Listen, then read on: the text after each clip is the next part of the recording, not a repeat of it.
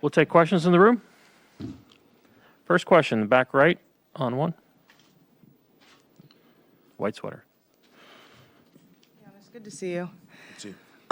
Any added excitement knowing you'll be able to play in the NBA Finals in front of the home fans for the first time? Just does it feel like it's something starting a little bit over again, just the fact that you guys are home? I'm just here not to get fined. You don't want to talk to fans? I'm joking. No, it's gonna be fun. It's gonna be fun. Playing a NBA Finals game in front of the fans that have supported us all year long, and it's been 50 years since we played one here in Milwaukee. For sure, it's gonna be exciting. Eric in the back. Hey, Giannis. For you in that game, as you get to 42, you hit a number of those mid-range jumpers, those turnarounds that you've been working on. Do you feel like you've had like a breakthrough on that at all in the postseason, where like you're feeling even more comfortable with that shot? It felt like maybe during the Nets series, like you got to it a couple more times. Like, what are you feeling with that shot and kind of how you use it right now?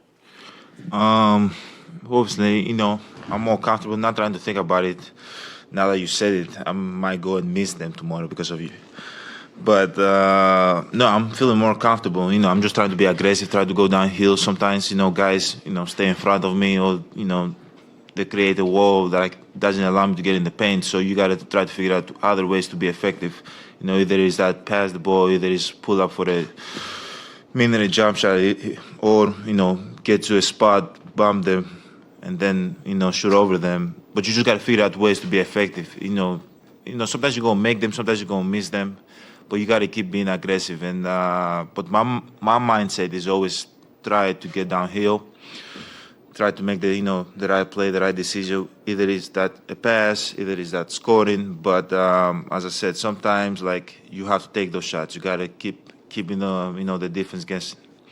But I feel comfortable, and hopefully moving forward, I can feel more comfortable in those shots and be even more effective. Jeff, over here. I have two, Giannis. Why were you worried about getting fined? He's in the football player. Was Marshawn Lynch? Marshawn Lynch said that in his media day. But do I have to do this? This is my first time here. I don't know what I'm doing, man. This is my first time in the NBA Finals. I don't know if I get fined. I don't know if I really have to do this, so I can just go home, But probably if I don't do it, they probably go, fine me. I don't know. The more serious question, when you decided to commit to the extension, how did you tell the Bucks? Who did you call or who did you text? Oh, man, I don't remember.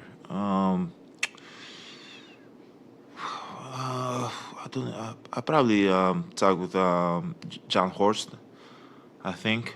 If I'm not. I think it was him. Called him, and told him, yeah, I'm staying. And then just hang up the phone and just went about my day, and that was pretty much it. Dwayne here in the front. Giannis, considering the game that you had, were you even surprised how well you played, considering that was just your second game back from the knee injury? No. What I try to think about, I don't care about the outcome, stats, or whatever. I just care about competing and enjoying the game. In the first game, I felt we didn't win. It wasn't my best game, number-wise, but two things when I leave the game, I always think about: enjoying the game and competing. And in the first game, coming back from my knee, I was able to do that. In the second game, I was able to do that. So I don't think about my knee injury or how many points I scored or if we win or whatever the case might be. Like, that just makes it more complicated. There's two things. If you enjoy the game and you compete, it puts you in a position to be successful. And if you put yourself in a position to be successful, you help the team to be in a position to be successful, right? So I wasn't thinking about my knee and how my knee felt and how I was able to play. 2 games we've played so far, I was able to compete as hard as I possibly could. I enjoy the moment being, my NBA first NBA Finals, but now going back home even more. Enjoy it, go out there, compete even more, help the team in any way possible. Help the team in any way possible to compete also, and hopefully at the end of the day we can be the team that put ourselves in a position to win the game. Okay, now going to the game, we don't know what's going to happen. We can't predict the future, but that's all I care about. Tim, here on the left. Giannis, I know you just went through that you only focus on competing and, enjoying the game, but did you feel anything different from game one to game two in terms of whether it was your comfort on the court or stuff you could do or even just knocking some rust off after a week off, or was it just sort of the same from game one to game two? It was the same. I was just trying to be more aggressive. That's all. We didn't win the game. It doesn't really matter. But going from game one to game two, I was just trying to be more aggressive, more involved in actions and stuff.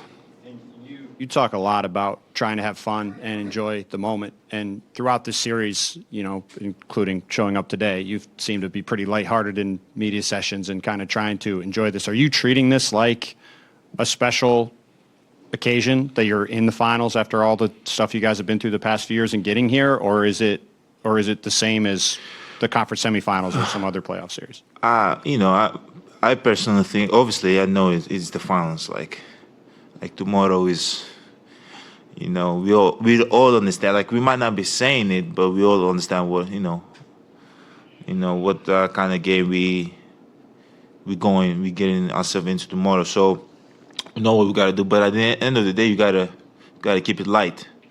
You cannot, tell yourself, oh, it's the finals, and you gotta do this. There's so much pressure, man, and it's still basketball, and it's easy to say, hard to do, but at the same time, you have to try to, approach it that way. You just got to keep it light. You got to keep the ball light. You got to keep the atmosphere light. And once we go out there and you see the fans and all that, you understand what kind of game you're into. But me personally, the one thing that helps me is that I try to keep it light and enjoy it. I know when I enjoy things, I really put my heart into it. If I don't enjoy it, I'm just going through the motions. So I just try to enjoy, this. Try to enjoy that I'm here. We've come a long way, to be in this position, and we gotta, try to make the best out of it, And that's what we did against the first, in the first round, in the second round, in the third round. That's what we're gonna do now, and hopefully works out in our favor. Jim on the right. Hey, Giannis. I had a couple on Chris for you. Leading up to this, you both have talked about all your one-on-one battles and all that stuff and how you're trusting him in games.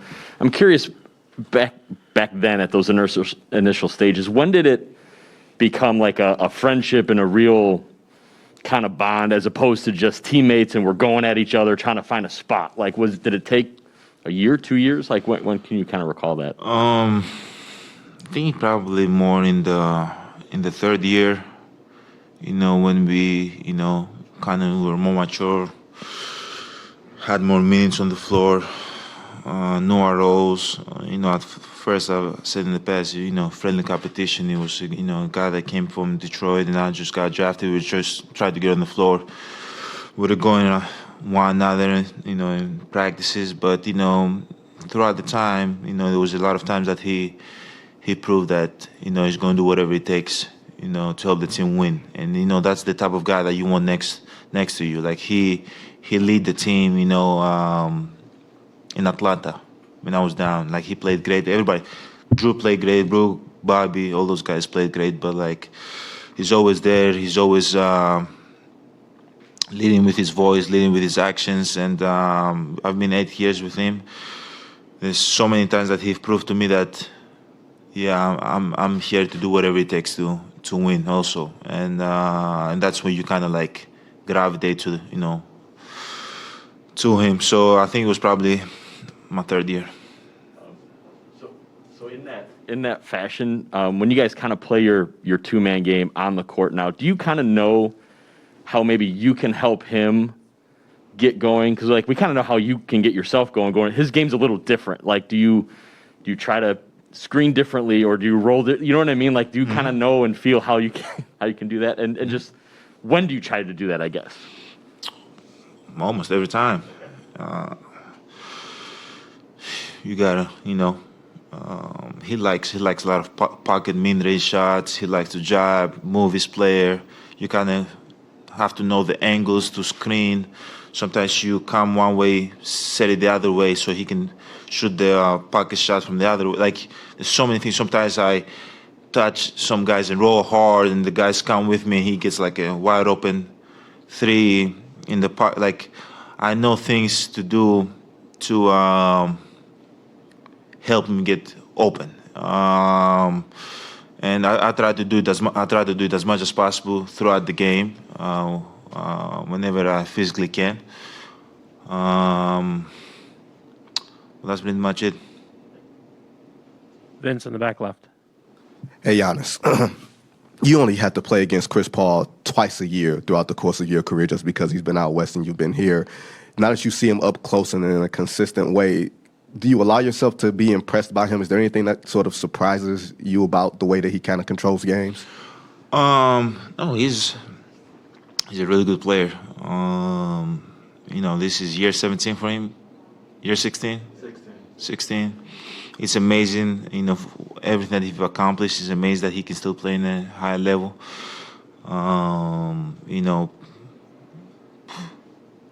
Growing up, like, we all knew who, Chris Paul, was.